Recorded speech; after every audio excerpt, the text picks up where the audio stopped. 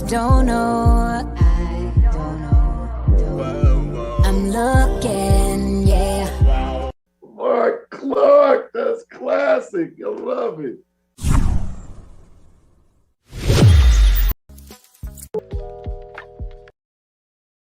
And welcome to the show. We got an exciting show tonight. Bootsy Vegas, who's been traveling the world, singing, cranking, if you will, is back and in the house. What's up, my friend? Good seeing you, brother. I'm doing good, man. Blessed and highly favored. Fine, Foxy, and favored. Fine, Foxy, and favored. Well, Bootsy, we're going to hop right into the show because our next guest has a busy palette of activity. Let me tell you something. She's one of those guests. If you miss her, you better not miss a call 3 minutes. It's too late. I'll see you next month. She got stuff chop, Marc Clark, messing around with me. This young lady is, don't let her beauty fool you, Bootsy. Don't let the white teeth and the pretty hair fool you. She will take you to meet your maker. Okay, she's got hands. Good way or a bad way? Because that well, I think in a whole bunch of different ways. I'm saying she is a weapons specialist, if you will. Ooh. She got you. She said, what did she said? Edge weapons, her hands, and she got them guns. That's the type of woman I need in my life. She's a tactical. That's right. She's a tactical expert. So again, don't take her beauty for granted, because you'll end up you'll meet your maker if you make the wrong move. Ladies and gentlemen, without any further ado, we're hopping right into it because again, Bootsy, she's got other shows she's got to do tonight. Coach Quiana is in the building, ladies and gentlemen. Give it up, Coach Quiana. Coach. Wow, I don't know about that introduction. You made me sound scary. Oh my goodness. If you didn't highlight the beauty part, I would have thought that I was a monster. Man, but see, Coach. Hey, truth be told, I didn't know what to expect. I'm still. Listen, I know he had, look, I tell you what an introduction. I appreciate it. Thank you so much. I mean, wow. I mean, I didn't know who you were talking about for a second there, but well, you are beautiful. I mean, before we go any further, don't get it twisted. He can't say it, but I can. Thank you. You are as beautiful as advertised. You are as beautiful as advertised. Yes, right. Thank you so much. Listen, I'm so glad to be here. I'm glad, Marc, that we could finally connect. Listen, it's a busy time right now for everybody. Look, I'm wearing a lot of hats. I'm a mama. I got businesses. I got organizations. I won't say that, but I got a lot of stuff going on. So I'm glad that we could connect and I could make it on this show to talk about what I love, which is firearm safety, defensive tactics. You love that? Yes, empowering and preparing our people so that they can be protected. That's my goal. So, and so I'm glad that I can be here to talk about it. And Bootsy, the thing I love about Coach Quiana is that this topic can be tough because a lot of times I think certain people, certain groups have used guns and they use fear in a certain way. And so sometimes it's hard to have this conversation because it's coming from a certain almost paid for political almost lobbyist group that's pushing a message down our throat. But then that's what I love about Coach Quiana is here you have a strong Black woman coming from a perspective of just honesty and reality, because I think, we can't deny that I have three daughters and a wife. And so, I see, when my kids leave the house, my wife leaves the house, there's always that concern about, it's a crazy mixed up world out there. Can they defend themselves? What would happen if something happened? And so talking to Coach Quiana, somebody who is skilled in all these forms of protection, I said, we got to have her on. So Coach, tell us your background. What got you into this field, this area? Well, I have over 20 years federal law enforcement experience. And so that's where it started. I'll be honest with you. I wasn't a gun enthusiast or anything like that. I was, just looking. I was actually in college looking for a job. And then I kind of landed in the federal arena, if you will. And then from there, I just, I took a liking to it, right? I enjoyed shooting. Once I was no longer afraid, because initially I was scared. The first time, the first time I shot a gun, I was so fearful. I mean, literally, I saw fire come out the end, and I was like, "Oh my gosh!" How old were you? Right.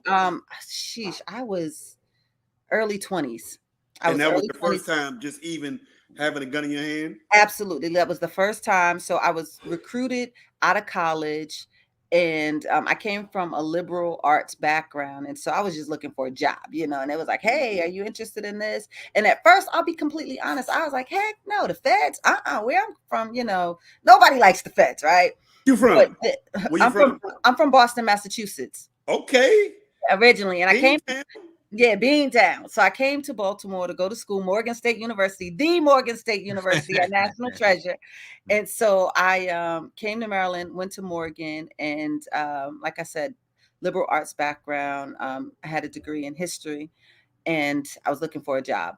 So got recruited, went into law enforcement, and I really I enjoyed the defensive tactics. I enjoyed the firearms aspect of it. But what made me get into training other people was I had friends would say, hey, can you take me to the range? Can you teach me how to shoot? And of course I would do it. And then as I was at the range, I would find so many people that were doing things that were just so dangerous, right? All these bad habits and dangerous stuff. And so I felt like, I need to help them. So I, always, can I help you? Can I help you? Can I show you how to do this? Or people would see me shoot and they're like, hey, can you help me? You know what you're doing. Can you help me? So I was doing it for free. And then my business partner, Leslie Butler, approached me and she was like, hey, I would love for you to teach some classes with me, some of my more advanced classes. I'm doing some defensive tactics stuff. And I was like, absolutely, I'll help you, not a problem. So next thing you know, I ended up partnering with her, and I really didn't want to. I was like, yeah, that's not my focus. I have another business in mental health. So that I was like, I'm really focused on the mental health thing. It just kind of organically grew, and I've become so passionate about it because what I find is there's so many people in the Black community, especially women, that are so afraid of guns, right? Because of the negative stigma attached with them because of gun violence in our community, right?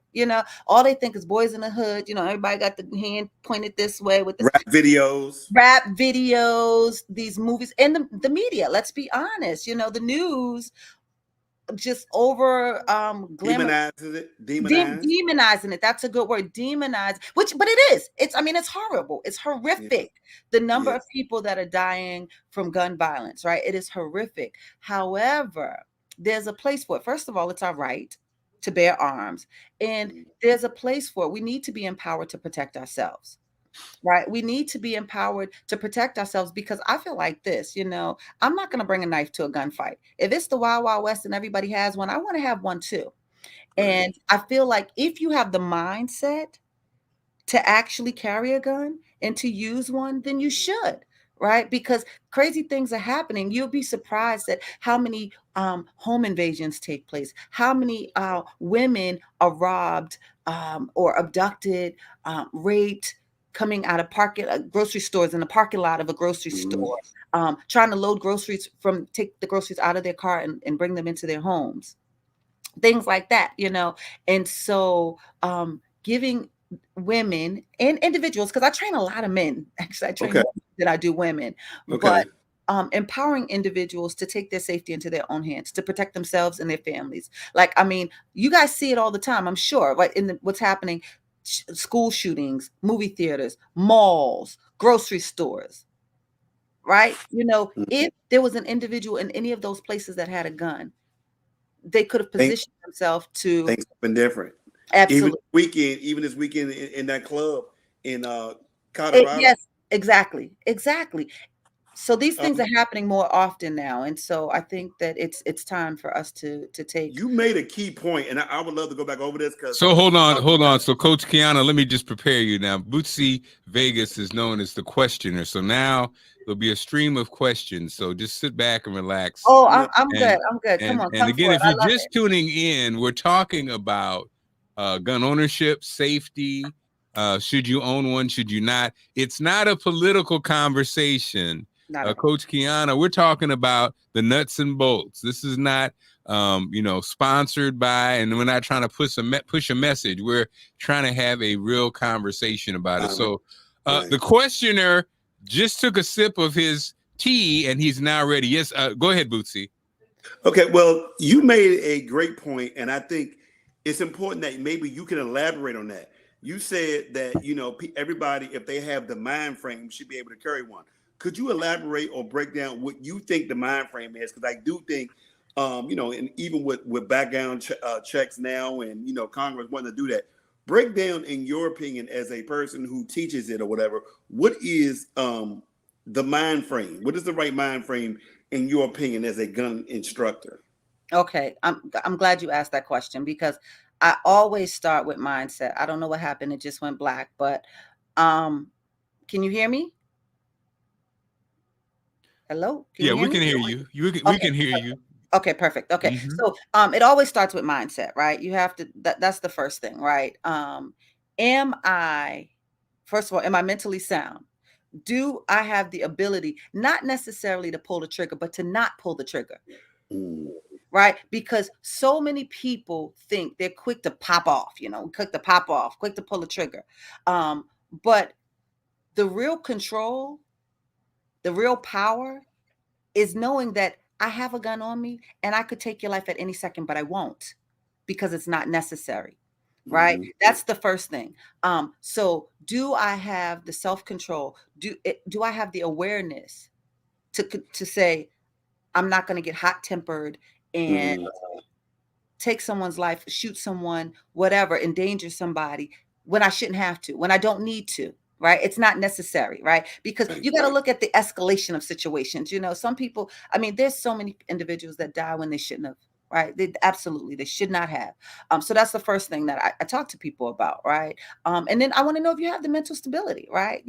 Because there's some people that are not quite there. And when I'm talking to people and they tell me, oh, I want to get a gun, I want to shoot, I start interviewing them. I start asking them questions, just talking to them without them really knowing, and assessing whether or not they are someone that should have a gun. And I will turn people down. Like, you know what? I don't think this class is for you. My class is not for you. Now, I'm not going to insult them and say, I don't know if you have the mental stability to be a firearms owner, but I will tell them, I really don't think this class is for you.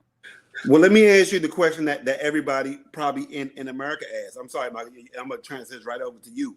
That is a great point, the way you break it down. So in your opinion, then, do you think it should be a different age limit? And what, if you were in charge of the law, what age would you enforce of you think somebody is mentally capable or mature enough to own a gun?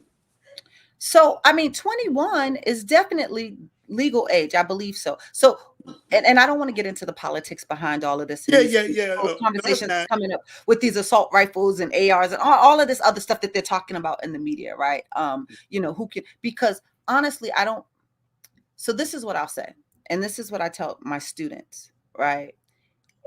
If you own a firearm, if you are trained, if you're a responsible firearm owner, you've taken the classes, you've gotten the licenses that allow you to have a firearm in your home, to protect your home for home defense, then the individuals that live in your home should know how to shoot it, right? Because if there is, let's say, somebody breaks into your home and tries to harm you or your family, let's say you're not home, the law protects the individuals that live in that home to say that if they were to take your firearm to defend themselves in the home, they would be covered. So they should know how to shoot a gun, right? So I say spouses, children of a certain age and a certain strength.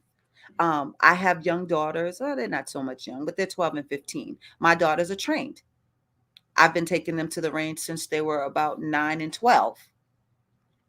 But they were familiar with the firearm from the time I started carrying one, because it's not a toy and I need them to know what it is and what it can do. So I suggest that the people in the home should be trained, all people, because let's say, for example, there's an intruder, you have a gun, the intruder is able to disarm you. Maybe you get shot. Now, your wife and kids, I don't know if you have a wife and kids, but your wife and kids are in the house. Mark, your wife and kids are still there. Your wife needs to be able to get a gun if you have one in the home and protect her children and to protect herself, or any child, right? So I think it's really important to teach. And so I say that to say, 21 the legal age to be able to purchase. I think so, right? But there's still everybody that is of age, because there's 50-year-olds that should not have a gun. So everyone that is of age may not have the mental capacity, the mindset to own a gun. And you have to know yourself, right? I've had people like, oh, you know what? That's not for me, because one, I'm too afraid to pull the trigger. I would never want to do that. I would never want to kill somebody. That's okay, because there's other self-defense methods, and I can teach you those. But then there's some people that, like I said, they pop off too quick, right? They have a short fuse. So, Coach, is there is there a for people who like guns, the feeling of shooting a gun at a gun range? What percentage would you say people who go to the gun range just enjoy the feeling of shooting a gun? And what is that, in your opinion? What is that? What is that feeling? I've never shot a gun at a gun range. I never shot a gun. We gotta In get general, you out. We gotta get you out. It's a lot of fun. A lot of people shoot for sport, right? So shooting is actually a sport. It's competitive. There's competitive shooting. It's a sport, and it's a lot of fun. I can't tell you an exact percentage. I would probably venture to say, when I go to the range, 95% of the people really enjoy it. There's probably about 5% that are there just because they feel like it's necessary. I'm here to get a license. It's a necessary evil. Those are the individuals that, and it may be more than that they get their licenses and they never shoot after that. They're the ones that come to me and they say, oh, I want my concealed carry permit. I have my HQL. HQL is the handgun qualification license, right? That's the first step in Maryland to own a firearm. You have to get your handgun qualification license in order to purchase a firearm and to own one in your home. And then after that, now we can get concealed carry, right? Because it's our Second Amendment right. And so concealed carry means you can put a firearm, you can wear one every day, and you can carry it concealed wherever you go in the state of Maryland. So I have people that come to me and they say, oh, I want my concealed carry. And I'm like, oh, great. Do you have an HQO? Yes, I have my HQO. Okay, great. You own a gun? Yeah, I have a gun. Okay, well, bring your gun. I'll talk to them. I'll tell them about the class. They come to my class. They're like, yeah, I haven't taken this thing out of the box. I bought it 2 years ago and it's been sitting on my shelf. That's a problem.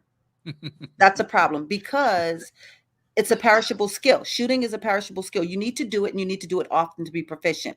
I tell people, you're not qualified to save your life. If you haven't taken that gun out the box since you bought it 2 years ago, you don't know your own firearm, then you're not going to be able to protect yourself, because you probably don't even remember how to load it. That's a great point. That's a great point, because I think it's something you don't really think about, and I think, and that is interesting. I think for myself, I'm 56 years old. I've never been in a life or death situation. I've never been approached. I've never been threatened. I've never had to fight. I've never had to feel the fear of somebody assaulting me. So for me, I don't have that doesn't even cross my mind, really, but again, I'm a big guy. I mean, I've been a big guy my whole life. My kid, my daughter, and my wife are, they're small, and you just you think about that and you worry about that. But you made a great point. I think a big part of it is a mentality. I think some people, like you said, may have all the skills in the world, but they just would never pull the trigger, or they never would keep up the training to be gun efficient.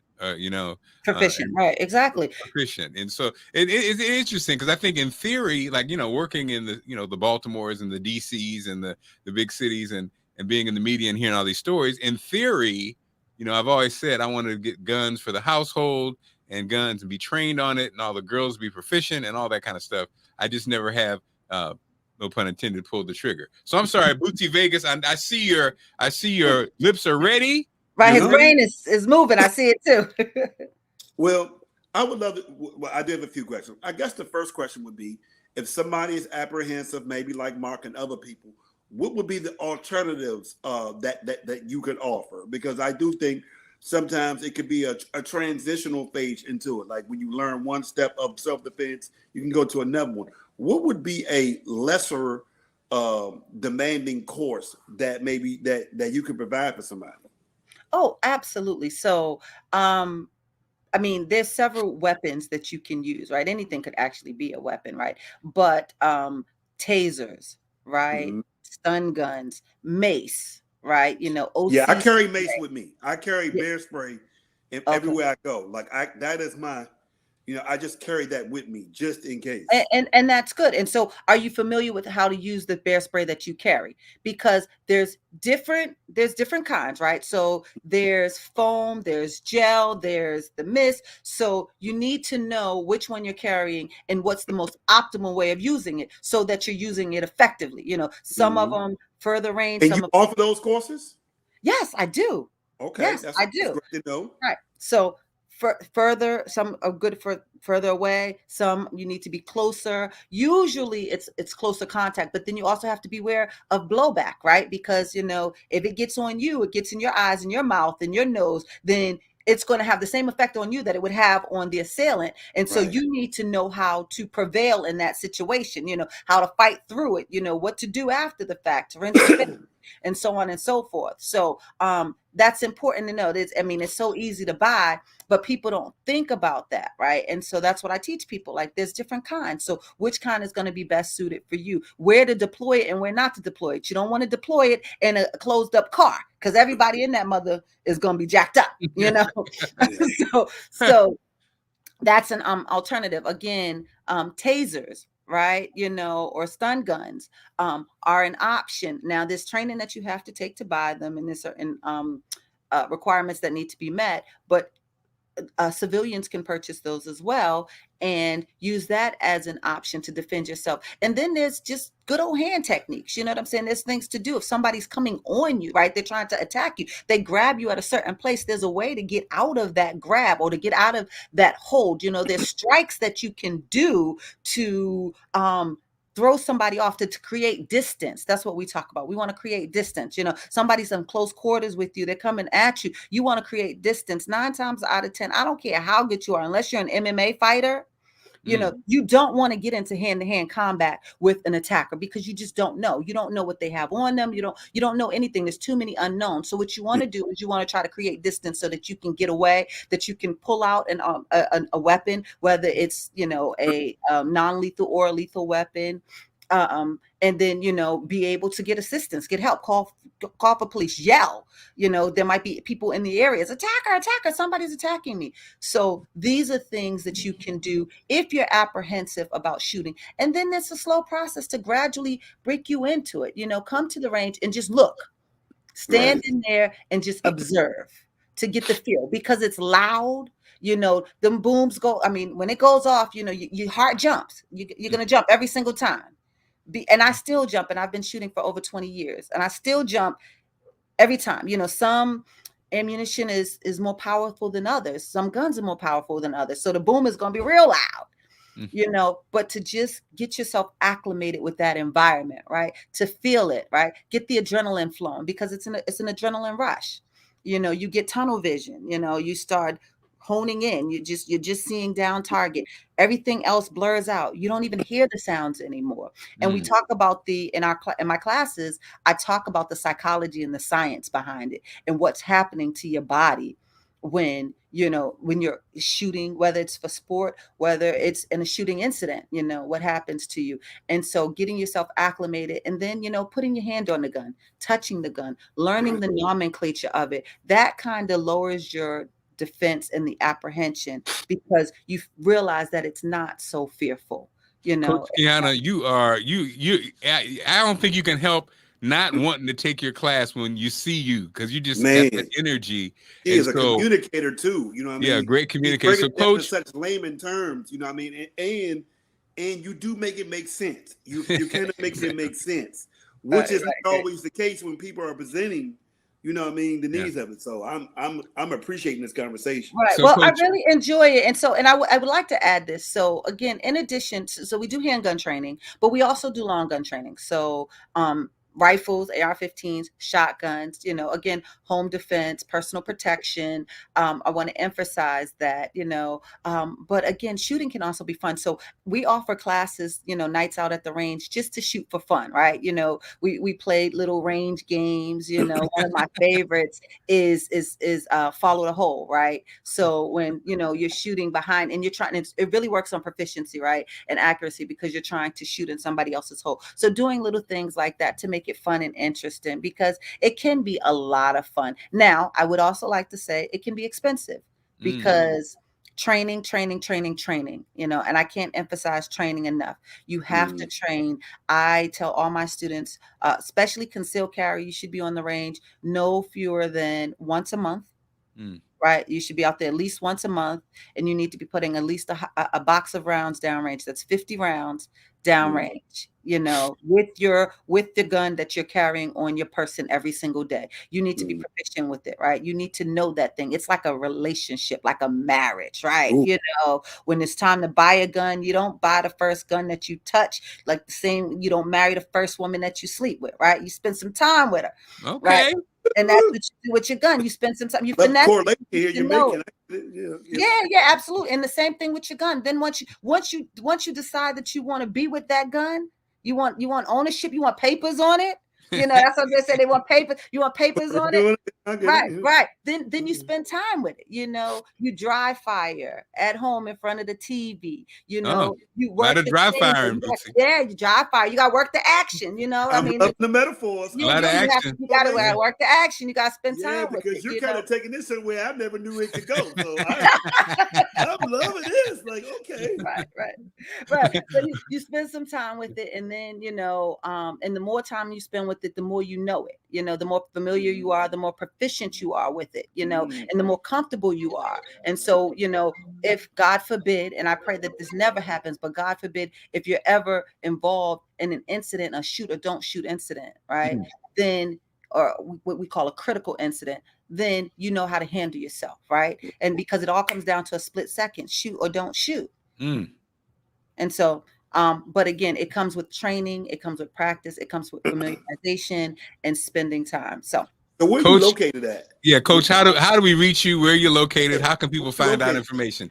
Okay, great. So online website is lbcollective.co.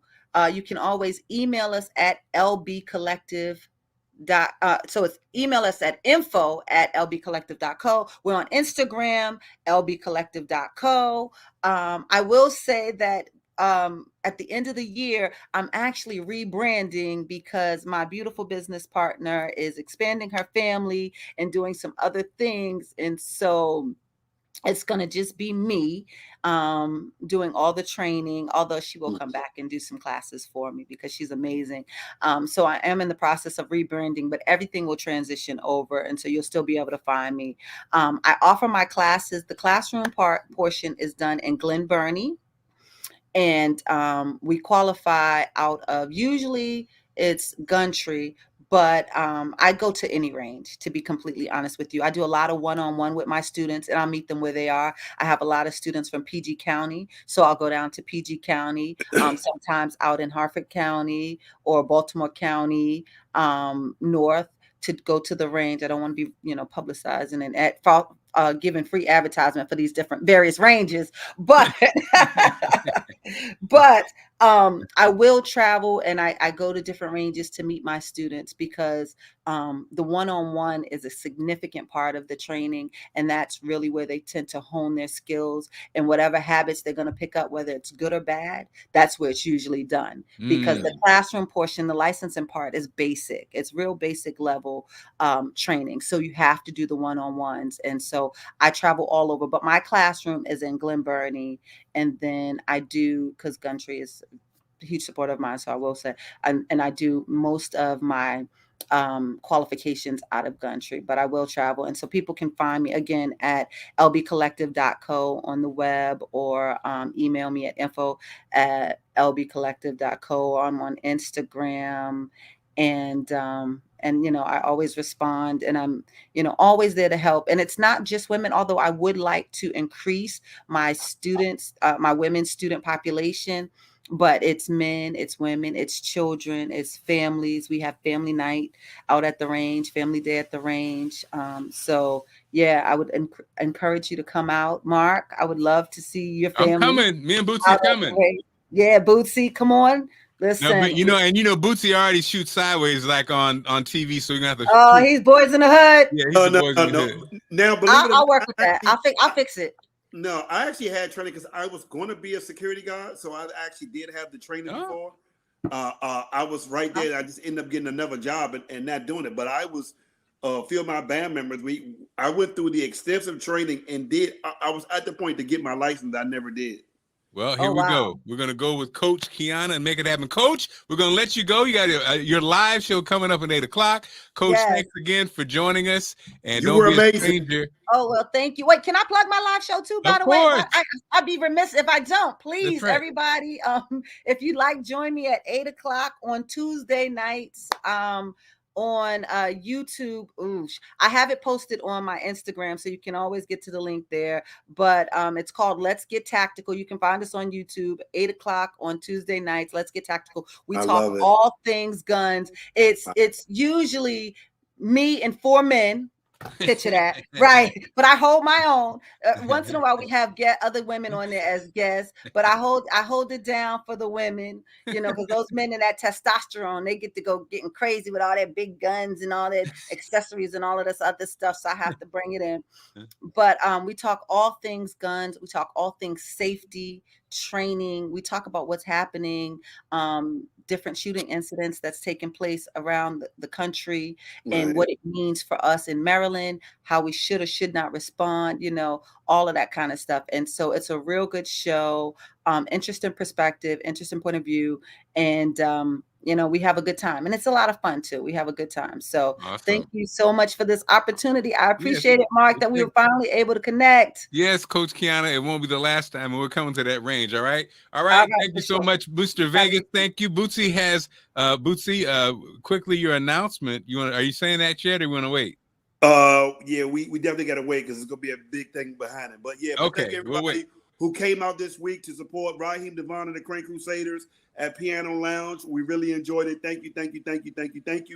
Bethesda Blues and Jazz, December the 9th. Come on now. All right, y'all. Be good. We'll see you when we see you. I'm booked and busy.